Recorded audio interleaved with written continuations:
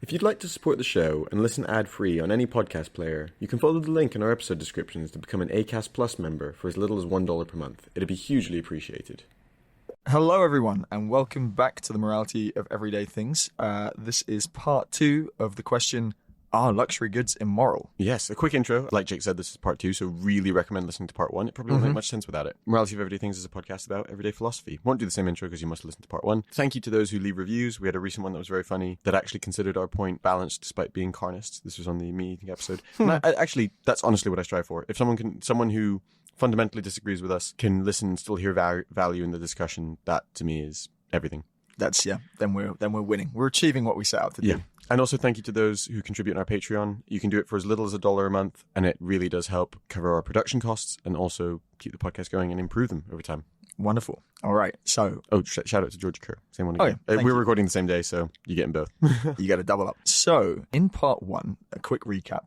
We basically spent the whole episode discussing what is a luxury good. Yeah. What's necessity? Where does the line draw? Exactly. And often with philosophy, it's really important to be very clear on your definitions, which is why we gave it quite so much time. And your implied definitions, because a necessary part, ironic use of the word necessary, ironic part of defining the word luxury is to define the counterpoint, what's needed. Yeah, what is a necessity? A large part of describing something as luxury is describing that which is not needed. Exactly. So we looked at, for example, Maslow's hierarchy of needs, the pyramid, where in that pyramid something sort of tips from being necessary into luxury. You could argue the fact that they're all needs. At no point does something become a luxury necessarily. God, it's confusing using the word necessary and necessarily and necessity and all these things. But we looked at the example of cars. At what point a car tips from being a sort of necessity into a luxury like a Ferrari? Yeah, the fact that it's not clear is obviously what makes it a really interesting question. We gave some basic definitions, and one of the ones we'll definitely come back to is Ant looked at 2 classes of luxury good. Yes, that's not a formal one. That's one that we kind of intuitively wanted to describe 2 sets of them, and they seem to be morally distinct. One is things that are expensive and clearly not necessary, but are arguably good value. So that would be, for example, let's take that car analogy that we were talking about, right? Maybe getting the car that, strictly it's more than you quote unquote need, but has a good AC system, has a nice sound system. Is electric, for example. Electric, maybe it starts to veer into... You bring in a whole climate change thing. Yeah. You bring in a whole whole other moral imperative. But, has these kind of extras that you could actually kind of argue are kind of functional and maybe meet levels of need that are a little higher, like self-esteem, etc. Not just the sort that you could argue but you might derive value in that, but should you derive value in that? That's why I think electric is interesting though, because apart from the climate change argument, it does drive at that point of it is for that point, right? It's the sort of self-expression of I'm the kind of person who cares about this. Got you. Okay. But they are necessarily more expensive right now. Yeah. But it does also happen to coincide with actually doing good. Yeah. So, but I mean, okay, let's on the one hand, we have those sorts of luxuries, right? If you draw a scale, they seem to be halfway along, right? And they're in more of the gray area. Granted, I said AC and sound system. I mean, those sound pretty ridiculous, but you know what I mean? Hey, what about an automatic car rather than a manual car, right? It's just less effort to drive. It's easier, but they're significantly more expensive. Maybe that's an example of it. And then you get to the other point where you were starting to veer into what we would call conspicuous consumption. That's having a sports car. There is no functional need to have this thing. And maybe it's fulfilling some sort of, it's providing value to you. It's fun to drive. It's fun to drive, and it's a status symbol. But it starts to veer into the realm of status symbol where, maybe a more considered person might start to think okay, well, but maybe the things that this communicates about you aren't so good. And I think the fact, something we kept coming back to was, humans exist in a social context. Obviously, consumption exists in a social context. I think what certainly the issue we were kind of driving at there is if you're purchasing these kind of goods and you're there to communicate your wealth in a world of immense inequality, in a world of poverty. This is where we're going to come to it, right? It almost becomes distasteful. So when we approach this problem and we think about these unnecessary but sometimes nice goods that are perhaps meeting needs or not, that are higher up that kind of chain of needs, Maslow's hierarchy that we mentioned last time, there's 2 key arguments that we could start to kind of consider here, right? And you kind of touched on one of them, opportunity cost. We'll come back to that. That's the big one. There's a big one. There's a smaller one let's touch on really quickly. Immorality in production. Yeah, we'll give this one relatively short shrift because it doesn't uniquely apply to luxuries. It can just as easily apply to necessities. What we're saying here is if there are moral issues in the supply chain. So, for example, you mentioned earlier, I actually don't know if Gucci are guilty of this, but let's say luxury fashion goods that are produced in sweatshops. Gucci well be. I don't know. I'm not making No idea. allegations. Don't make allegations. Yeah. But let's say you've produced a luxury handbag and you've produced it in a sweatshop, and that comes along with all the sort of moral baggage of like treatment of workers, etc. Yes. And then suddenly, when it's not a necessity, it really changes the moral cost there in a kind of exponential way. It right? does, because you could make the very same argument against what I remember Primark did have a case years ago where they were saying, okay, a lot of their clothing is produced in sweatshops, but Primark produces really cheap clothes that are affordable and people need clothes to wear. To be fair, it's an interesting thing. If you want to be consequentialist about it, the scale is interesting because obviously very few people consume really high-end luxury fashion, whereas tons of people are buying fast fashion. Yeah. And well, I think that's an interesting point, and there's different moral costs there. Both externalities, I guess the thing that's so painful about the luxury good one is like, one, the entire process doesn't need to exist because it's not a necessary good. But then two, even more poignantly, and this kind of comes to what we were saying about high margin earlier, right? When you're selling something that is that expensive with that higher margin, there's no need for the problems. Yeah, as in, well, it depends on the product. We'll come back to, for example, blood diamonds. Yep. But, there's no need to use a sweatshop when the good is that expensive. Again, this comes to that difficult argument we discussed in part 2 where it's like, well, just because something's making a high margin doesn't mean it's not necessary for that business. Like maybe their business model only makes sense in that context, etc. But generally, when something sells for hundreds of thousands and only costs tens to make, you could see an argument that like, okay, throw in an extra 10 or 20 and you could actually pay people fairly to do it. And then also when it comes to outsourcing, there's this whole wider issue of like, okay, on the one hand, maybe it's like it sounds ridiculous on an international scale. Maybe those aren't crazy hours locally. I think really though, when someone uses a sweatshop, it is the kind of like, you're getting children to work excessive hours sort of a vibe rather than fair local labor. Yeah, it's a pejorative term. Another couple of examples, just to really hammer home the point. So on the necessity point, you've got battery farmed chickens or battery farmed animals in general. And this is something we talked about, particularly in our episode on vegetarianism and veganism. Yeah. Go back to that one. if you come back to that again, like meat is one of those gray area ones where like, maybe it is a luxury good. Like it's expensive, it's not necessary. You can survive without it, but it's a gray area because like, I think there's a decent amount of people who any reasonable salary earning outside of like literal poverty, if you're not conscientiously a vegetarian or vegan, you will probably consume some meat, right? But yes, like the point is it's not a necessary thing to consume and it has a harmful supply chain, particularly when you want to produce it either cheaply or sometimes very expensively, it depends. Yeah, I mean, there's a number of problems in the supply chain beyond the sort of suffering of animals, which is the most obvious one to draw. Fur, another one, same problem. Yeah. And actually, again, this and then fur's the sort of flip side. Fur's the luxury example of that, right? Yeah, fur is the one that's actually even more poignant than meat in general, which is why more and more people ban fur before we're talking about banning meat. It's just so unnecessary for animals to suffer for us to wear expensive coats. Yeah,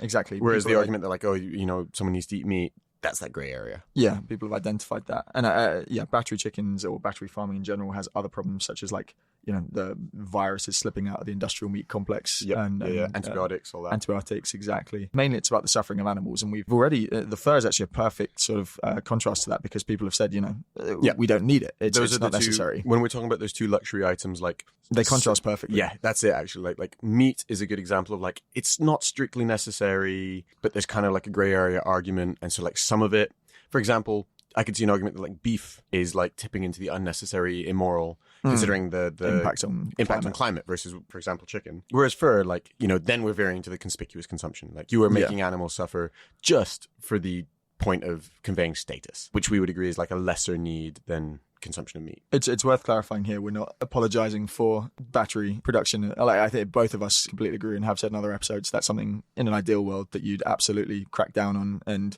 you'd have systems for producing meat that are fairer to the animals involved and a less risk to sort of human society, etc. But we use that. It's a clear distinction. It's a clear distinction. Yep. And then the other one is blood diamonds. So diamonds that kind of find their way into the market outside of regulated or official ways, and the kind of conflict and warfare that if you've seen the movie, you'll know.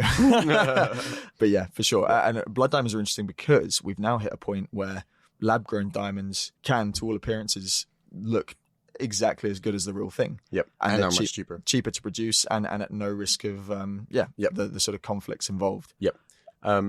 But overall, I mean, Jake, when you consider all these things, how much of that burden do we put on consumers? That's the challenge with all these things. And we've talked about this in previous episodes before. In an ideal world, the way a healthy market, we believe, should function is that practices like this would be regulated out of existence at the production level, Yeah. such that Or- consumers aren't having to make a sort of choice of like, Yep. do you know what, I'm going to opt for the much more expensive meat because Yeah. the cheap meat is clearly violating Yep. moral sort of things that I Yeah. believe in. I guess the alternative, but it effectively means the same thing, is that like you just would internalize externalities, right? So for example, if beef is causing lots of CO2 emissions, We should tax it more. we should tax it more and use the taxes to address those CO2 emissions. Yeah, and you could tax the sort of, it would completely undermine the model, but if you could tax battery farmed meat effectively. I mean, the problem is, how do you price that? It's Yeah. even harder than pricing carbon.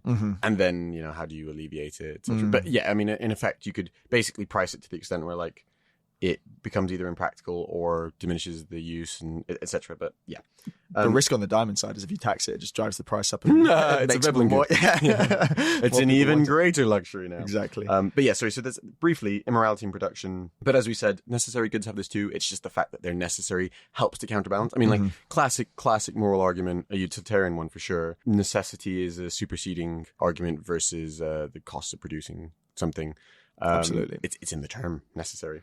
Now, here's the big one for Yeah. today, So that was argument one. Now we Yep. need to look at argument two, which is really the meat. yeah. This is where this is where we wanted to go with this episode, and this is looking at the opportunity cost of consumption. Yeah. So we touched on this briefly at the end of last episode. And we gave that example of if you're buying a £10,000 purse, is there not an argument that you could buy a £1,000 purse that functionally does everything you need, including looking good, right? Like, I'm not even saying it has to be a minimalist piece of junk or not be attractive. But if you have that $10,000 item and you can get something very similar for $1,000, and then you opt to donate, not even necessarily all of it, say you donate $8,000, right? You've saved $1,000. You've practically got everything except the brand, and the world is a better place. Or flip it around. What if, and increasingly this is the case, what if there are brands who are like, hey, look, we'll produce these luxury goods so it still meets the necessity of communicating status. Everyone knows that you bought something expensive, but we'll donate a crazy amount of our profits just to,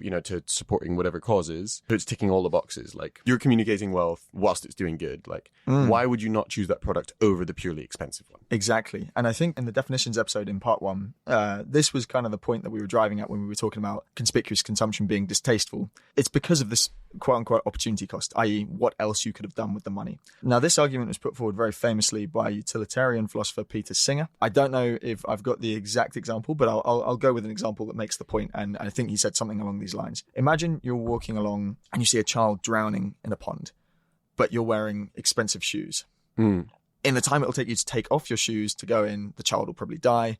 So you have a choice now between dive in to save the shoes at the Save the child. Sorry. sorry, dive in to save the child at the risk to damaging your expensive shoes, or They're really nice suede. really nice, or just walk on and the child dies, but hey, your Yeah. shoes are still intact. You have to do that thing in cartoons where like you have your hand behind your back and you go like the eyes kind of looking around, act like you saw nothing. Exactly. The reason this sort of experiment is the reason it's effective is because the answer seems obvious to basically anyone. Obviously, £200 shoes, however expensive they are, you dive in and save the child. The child's life is obviously worth way more. And Singer then takes this argument and extends it and says, if you're willing to do away with your expensive shoes to save the child, shouldn't you ought to be willing to give to charity in the same way? Or I mean, well, that's the outcome, but like the explicit step is if the shoes are 200, you're willing to give up 200 to save a life. So if there's a charity who can save a life in another far off place in the world for 200, you should give to that charity by the exact same logic, right? Yeah, and this Now- argument snowballs, right? Because doesn't he effectively say, actually, once you've met your basic needs, and nuanced definition around where you draw that line, but you should be willing to give away anything surplus to effective charities who can do good in the world and to help other people meet their basic needs. Basically, the world is full of suffering. As long as your life is okay, you should be willing to give up to the point that your life is starting to look kind of crap too. Because there are people who are suffering that immensely, and just access to some cash would change their life so much. Now, I think there's some like criticisms you can put on this that I think are perhaps unrealistic. So one embedded assumption from what we said there, which doesn't necessarily change the overall point, but a kind of assumption is that you're valuing everyone's utility the same. Sure. Which I think practically is not true. I think your own utility is more valuable to you than other people's. Yeah, right? yeah. Whether that should morally be the case, that's up for discussion. But I think practically, like, it's just not a fair description of humans. And then the other thing is also proximity. Proximity matters, right? So The utility of people closer to you clearly matters more than people that you've never met far away on the other side of the planet. Yeah. So, I mean, these are arguments you can make. But I think you should, But I think that, and I kind of get them. It's why I don't, like, literally just follow what Peter Singer says and clearly don't value literally anyone on the planet's utility the same. Another thing is family, friends, things like that, right? You clearly value those differently. It's not just proximity as in, like, are they literally close to me? The point there is simply that, like, you know, there are perhaps some holes you can make in the argument, but I think most reasonable people can kind of hear this argument and, you know, maybe you might be like, hey, I shouldn't give to the point of having nothing.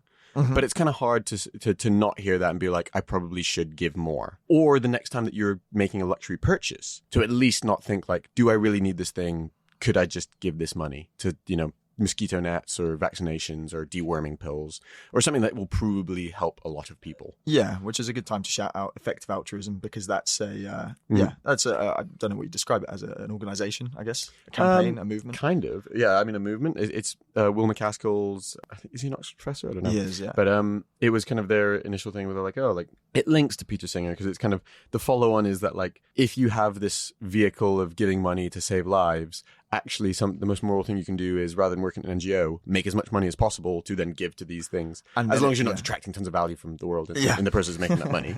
And then how do you know which ones are the most effective to give to? So they have a process of ranking charities and measuring their impact in different ways so that you know that you're not giving money away wastefully. You're giving because that would also undermine the point, right? Yep. And also another one I really like, Give Well, one of the most effective charities in the world. They just give money to people in need. Lots of evidence that it's the most effective way to help them whilst also respecting their autonomy, etc. Anyway, coming back to this point about Peter Singer. There's a nice quote from him which says, I make a simple argument that challenges people to justify spending money on luxuries when that money could be used to save lives. And that links really nicely to the question and it emphasizes the point really well. It emphasizes the point. When you're buying luxury goods, there's an opportunity cost. You have avenues to give to save lives. He doesn't exclusively apply this to luxuries either, but it's especially relevant in the same way that we were talking about the immorality of production of things. It's especially relevant when, you know, your expenses are high such that you're buying luxuries and the thing that you're buying is not necessary. Yeah. Right? Like the extremist neophyte of utilitarianism might argue something to the extent of like, listen, there are people who, you know, can't drink water. So, you know, that I am eating anything other than beans, bread, and, you know, whatever is like the bare minimum to survive is unfair. If you were truly, to the most extreme extent, adhering to this kind of, you know, all human utility is equal thing. But most people don't apply it to that extent, right? But it's, you know, however you see it, however you want to chop that, you know, the proximity arguments we made, etc. There's a fundamental thing when you get to the luxuries. It's like, I don't need this and I could save people's lives. So that's Peter Singer, quite concisely explained. This is really the sort of philosophical idea underpinning the purpose of the question. Let's look at some rebuttals. Okay, and this is really where we come back to that conception of necessity, what it is to be human, etc. First of all, the most obvious pairing against that a lot of people use in particular is this argument, or it stems from an essay by Susan Wolf on moral saints. And it basically talks about what would it actually be like to be a moral saint? What might it take away from the human experience, right? And to kind of capture her point in a nutshell, she basically says, when you think about moral saints, you actually don't think about particularly happy people, happy lives. And you also might actually even say that, like, if you're taking a kind of ancient Greek perspective and you're talking about the quote-unquote good life, you may not describe what they're living as the good life, right? Because if you think about the context of moral saints, you know, moral saints would be people who are constantly making every decision in the context of, like, what is the moral thing to do, would constantly be making sacrifices to that effect. And ultimately, some of the conclusions she comes to is that these people would be humorless because, first of all, that's quite a funny example. Yeah, humor and entertainment is frivolous. And also a lot of humor is at someone's expense. Exactly. Right? So it's, you know, morally better to just be like kind of ambivalent and bland. Lots of pursuits that we, you know, inherently, deeply might feel are like important to the human experience are morally arbitrary, right? So like pursuing skills. Yeah. So I mean, you might say, for example, there is some argument around like the aesthetic quality or like the impact you're having on other people. It's funny how when you look at masterpieces, you can say that, but in individual cases, it's very hard to ever justify pursuing art.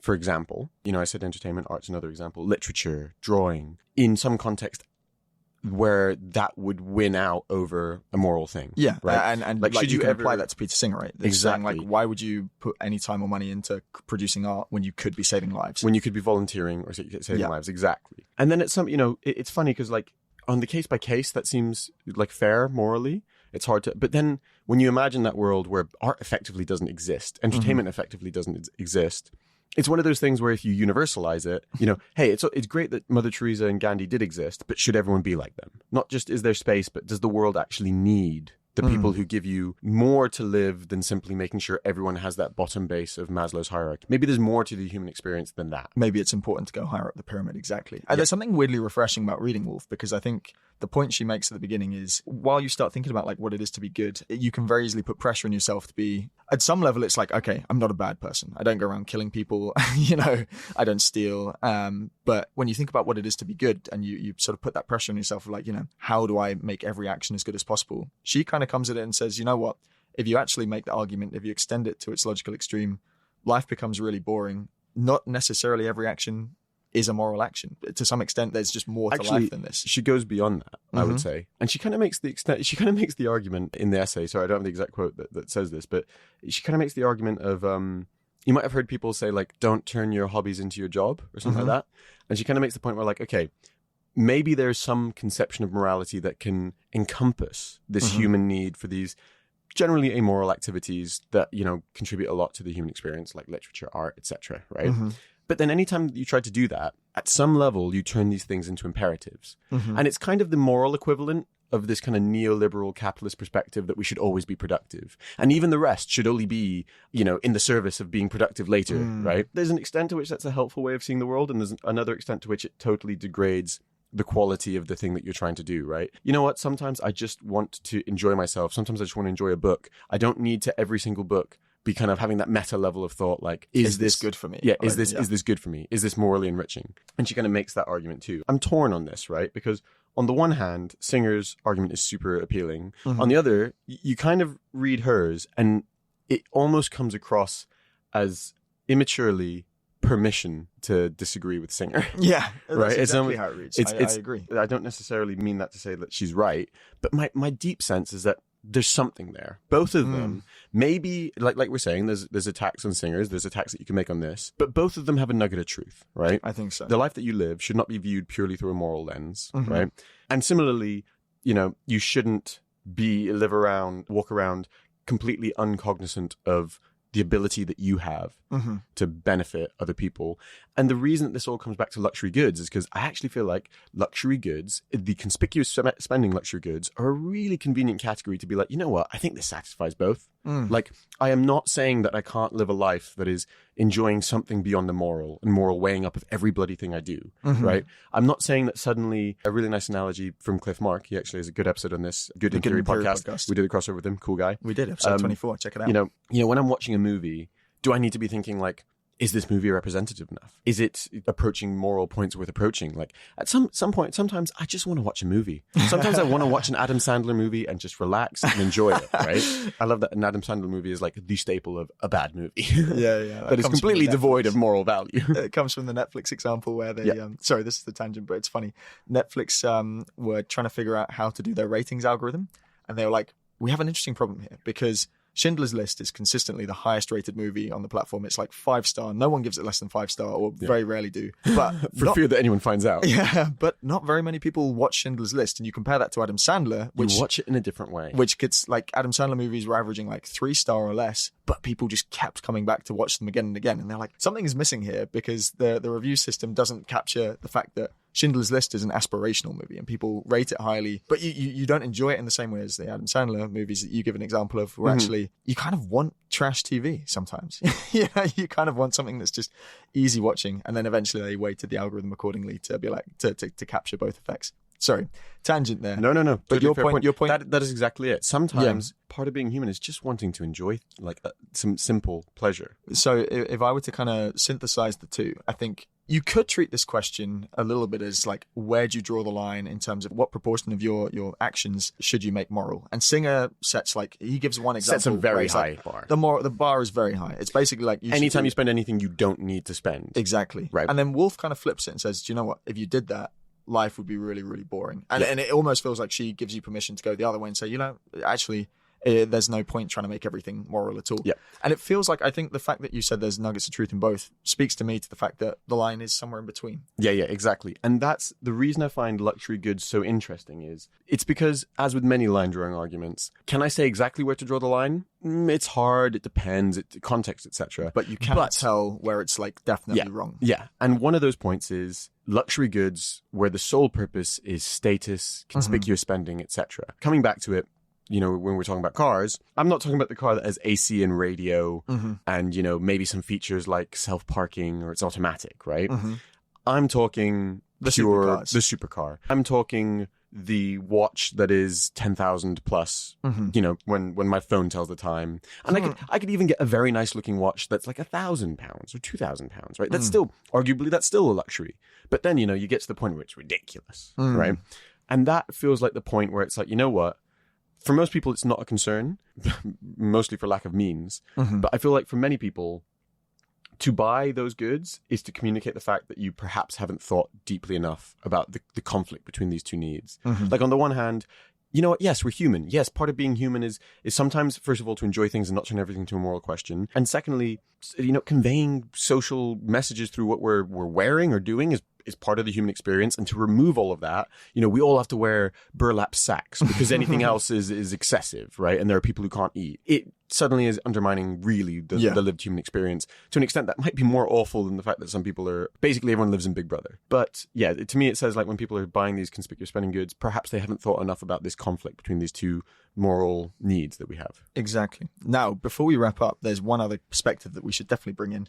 I don't know that this is necessarily linked to any particular philosopher, and I don't even know really what to call it. So we'll just, for the sake of this, we'll call it the capitalist argument. Yeah. And this might be your initial reaction, listeners, when you first heard this question. Are luxury goods immoral? Because we've asked enough people and we've said, what do you think about this? And I think actually a lot of people do kind of default to, no, of course not. Why does it matter? And a great way of encapsulating this would be the quote, if you earned your money fairly, you can spend it on whatever you want. Yeah. It's a free capitalist society. Yep.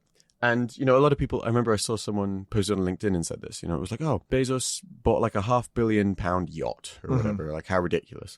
And then someone else argued, well, think about all the people who worked on that yacht. Think about all the people whose families were fed by them working on that yacht. It's, think about blah, blah, blah. And then basically saying like the point of capitalism is that like, we don't judge what people spend as long as they acquire their money fairly. And people are generally doing value productive things. Everyone, the only thing that we should regulate out of existence is people not taking more value than they're putting out as part of their business. Yeah. But you can't regulate for bad taste. Yeah, but you can't. And, it's funny because there's a really appealing argument around that, I would say for sure. But how do I articulate this? Well, for my part, I think this is a slightly lazy perspective. Yeah. Because I think it's an easy way to make excuses for not thinking about the opportunity cost argument. And it appeals to the social context in which we live, where actually a lot of these goods are positioned as quite aspirational. So in the way that you described in the first episode, people look at Rolexes and while to me and you, we might think that's a bit distasteful. It's flashy, it's showy, you could have done something better. There's a lot of people who probably like, man, that's cool. Like, like that's where I want to be. That's where I want to get to. Or you live or operate in a context where loads of people wear these kind of things and you have to keep up with And to be fair, I think also we have to be fair that like, we have to think about our own context, right? Yeah. So we grew up in contexts, I mean, for anyone who hasn't picked it up so far, where we were like comfortable growing up and then went to a relatively intellectual university with a lot of people who had money, perhaps kind of in that comfort of wealth where like there wasn't much need to convey wealth, right? Like everyone was comfortable. Maybe you had some people in the ridiculous end, and even then, like, to act like you're rich at Oxford, you're with some of the richest people in the world, so that's like another level. But so I'm just saying, like, okay, maybe we're approaching this from our own like privilege where we haven't had the context where like it really was an effective symbol and it wasn't considered distasteful. So maybe we're being a little bit unfair. I do think that like it's like we said, like, maybe if you had some deeper thought, considered, for example, Singer, and then considered Moral Saints on the other side, Susan Wolf, maybe you would come to some conclusion that's more similar to us. But maybe you've not been in a context where that's an obvious thing to do. Maybe you didn't study philosophy having come through a middle class life and a private school. And so maybe you end up at a different point. But sorry, back to the libertarian economic one or capitalist one. I do think though, it's one of those ones where it's like, it's a difference between like a rule or a heuristic for society and a case by case, right? Because as a rule for society, it's hard to argue against. On a case by case, it seems obvious. Like, if you ask me, would I rather, or do I think it's morally better that Bezos donated $500 million or bought himself a yacht? But I acknowledge that the yacht does have positive effects through like economic production. It seems obvious that like, you know, it's better for all humanity if he donated that to like GiveWell or some other charity where like they could effectively alleviate. You know, do I think it's better that Bill Gates does the Gates Foundation, Bill and Melinda Gates Foundation, versus, you know, making super yachts for himself? Like, you know, of the two, obviously, I think one of them is doing quote unquote like more moral good, whilst even still being extremely wealthy. And I think also it's even if it's creating an economic value chain, it's such an excessive use of the money that it becomes a little bit gross. It comes back to the argument we made in the first episode, should billionaires exist, which maybe we should revisit at some point. It's been a while. Where like part of the problem with it is just how tone deaf it is in a context where some people can't eat. It's why the opportunity cost matters. It's why that's the most important argument that we've made in this episode. And it's exactly that. In a world of immense inequality and literal poverty, to spend money in a sort of flashy way that shows off your wealth, even if it's economically productive. Yeah. I mean, think about who it's economically productive to. It's not to the people who are worst off. No. It's the people who service people who have super yachts. It's the yacht brokers and engineers. I think that's it. I think it's so what if Bezos paid $1.5 billion to build it in a developing country where they trained people? It would be better. It would be better. But it's still the ultimate. I mean, what's the purpose of the yacht, right? I mean, if he wanted to make the people in the developing countries better off, he could just have donated the money. So that's true. And then, like, what they're going to keep? I guess part of the problem there is sustainability. Like, they have to keep making super yachts for like the 5 richest people in the world. To be fair, once he's bought his there, you could imagine the orders come flying in. But that's it. The opportunity cost is the best way of summarizing that. So, I mean, we've kind of given our conclusions here at this point, but Ant, how would you summarize your answer to are luxury goods immoral? I guess at a high level, yes. But a la Susan Wolf and Moral Saints, like there's different classes, and we'd highlighted those 2 types of luxury goods. One, I think it's clear, like it is immoral, like it is wasteful. It's resources that would be better spent. And even if you want to communicate status, nowadays, you know, arguably it communicates more status to do good and be a philanthropist than it does to waste money on things. It would be a better world if that was... more of a status symbol. Yeah, exactly. But I do acknowledge that there's that gray area where like some things are expensive but good value, and they are like quote unquote a luxury good, as in like literally if you had less money, you'd buy less of it. They're sort of luxurious necessities though. Yeah, but they're kind of that blend in between, right? Yeah, like buying bread that's not necessarily the cheapest bread in the shop, but is still bread. Buying a car that like, okay, it has an AC and it's an automatic, but like it's a car and I need to get around and it's not a crazy expense more. And then there's, especially when you start to consider that economic argument we had around like, okay, as long as my money is not ill-gotten. And by the way, sorry, another thing from the billionaire argument, like any system where you can acquire a ridiculous amount of wealth, you can start to say like, okay, if we're looking at the outcomes and understanding the distribution is an important part of how fair a process is, as in like you could work backwards and say if there is a ridiculous distribution, something's wrong with our process. Probably it's the system. Then you might say it's not fair. And also, you know, a part of fair transactions is assuming that there's fair acquisition of cash in the first place, which, you know, there's no starting point to history where we're like, okay, it's 0 for everyone and go. It's the beginning of the game of Monopoly. Yeah, exactly. There is no beginning to the game. So that's another problem that we need to consider. And laws aren't perfect. So fair as in legal is not the same thing. But yeah, overall, I'd say it's hard to draw the line for some of those luxury goods, but in that first category I gave, second category, it seems clear. I have the internal conflict of Moral Saints and Peter Singer. I want to do more. I try and give as much as I can, but I also need to like live a life I think is worth living. And I happen to not be one of those Moral Saints who like has that really, really strong internal drive to dedicate my life to just giving away everything. For me, drawing a line around that category of goods seems obvious, but you know, it's somewhere with the other category as well. Like there's some line, but it's harder to draw. What's your take? Oh, and the libertarian capitalist, not a huge fan of that argument. It feels like an even lazier way than the Moral Saints argument for justifying doing what you want to do. Yeah.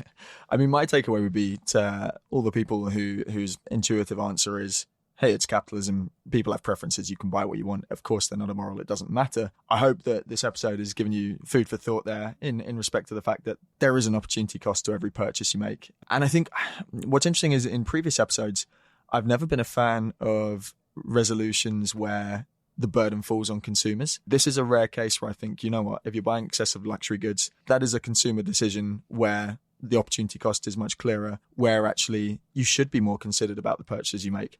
I think just like you, I feel a similar tension between the Singer argument and the Moral Saints argument, because And I think for me, that's just like, how far up the pyramid do you draw the line? I think there's obviously... Pyramid being Maslow's hierarchy. Maslow's hierarchy of needs, exactly. I mean, there's physiological and security are like your two basics sort of for survival. You've got love and belonging, you've got self-esteem, and I think there's value in all of these things. I think to draw the line too far below that misses the essence of the human experience, right? Yeah. Like, what is it to be human? If we in a so world much more where than surviving. Exactly. In a world where we didn't have art, in a world where we didn't have entertainment, life would be a lot less. It's, you know, you can read Peter Singer and think, okay, we should give up these things for the sake of making sure everyone else has like the basics of like water and meet their financial needs.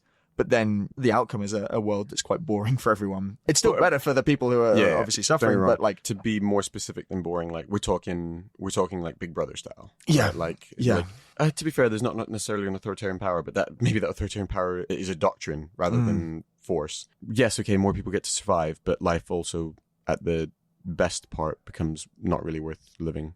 Yeah, or certainly less fulfilling. That sounds harsh, but you know what I mean. Less fulfilling. I think Wolf is quite refreshing as a perspective that says, actually, you know what, you don't need to be like moral all the time. Not everything has a moral quality. And I think a lot of people kind of feel that about sort of consumption, but I don't know that they necessarily should. I think there is a line, I'm not sure where to draw it, but I think there are things that we can obviously look at and say, to me, that's distasteful. That's and they're wasteful. Conspicuous spending luxury. Conspicuous consumption. Yeah, you could do better things with that. And I think I wouldn't, as a point of self-esteem on the pyramid, I don't know that I'd ever want to be the kind of person who derives self-esteem from those. Yeah.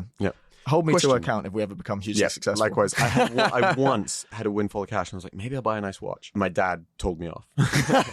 And I was like, I'm lucky to, well, this is what I was saying about privilege and context earlier, right? Like maybe I happen to be in a social context where that is reinforced to me, which, you know, good, saved me from wasting a bunch of money. Next, one thought, just a method of resolving that moral saints and Peter Singer argument. Go on. What if the question is about optimizing over the right time frame? Right? What if the understanding that humans have like fallibility and needs that are not just moral, actually the best way to optimize moral outcomes in the mid to long term is to allow people enough freedom to also just enjoy themselves, because a society where people, all they do is optimize utility in the short term becomes a painful one to live in. Why does the time frame matter? Just because, well, what I'm saying is, and like I think that Susan Wolf kind of addressed this point, like you can't include these non-moral things in your moral framework. But I mean, if you kind of don't value them morally, but acknowledge that humans need to have, you know, enjoyable lives, it's kind of the argument that like, this is a bit of a twist of it, but it's a bit like, oh, like if my aim is to save lives by giving cash away, if I actually don't give all of it away such that I can build an enjoyable life and build up wealth, then I could actually give away more later. I see. It's a bit like effective altruism, right? It's the 80,000 hours to an extent. Like, I mean, if you think about Singer's thing, in a way, hey, is Bill Gates super rich? Yes. Has Bill Gates actually, from a utilitarian perspective, done way more good than the person who has given away half their salary for their whole life? Yes.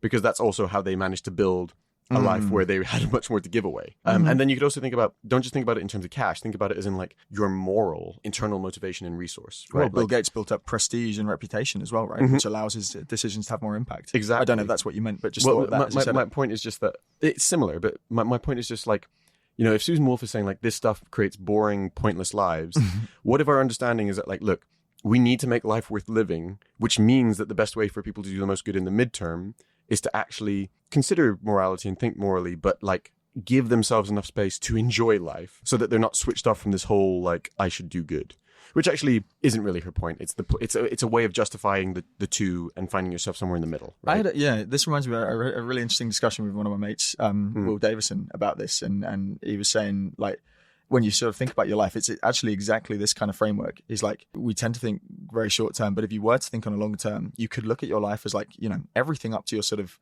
20s and even 30s is a time to sort of train up and build skills. Yeah. And if you're giving away everything at this point, you know, you that's a time to invest in yourself, because that will permit you in the sort of longer term to do more good and more impact.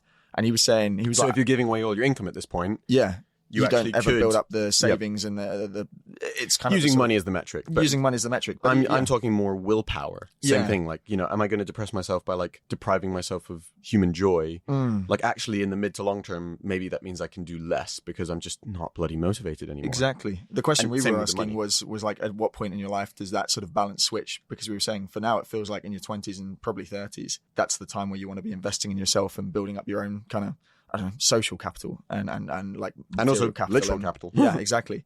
But at some point, perhaps in your 30s even and to the 40s, midterm game goal of giving it away. when you have more sort of influence and ability, you can be more effective in the way that you give back. Interesting question. And I think, one that different people will have different sort of answers to when they decide to do that. Cool. Awesome. Probably not a bad time to wrap up the episode. No. Guys, final reminder, please do share with friends and family, leave a review, send us a message. And if you do want to support us for as little as $1 a month, Patreon does mean that we're able to actually, continue producing this stuff and put out 2 to 3 episodes a month. So please do. And also we will prioritize chatting to the people who send us messages through that platform. Yep. We really appreciate it, guys. And you'll also get a personal shout out. Yes. Thank you for all your support. And we'll be back soon with more episodes. And actually, very soon we'll be back with we'll be releasing a TikTok. Oh, God. Yeah, we'll let you know when that's out. But, hashtag growth strategy. Speak soon, everyone. Cheers, guys. Bye.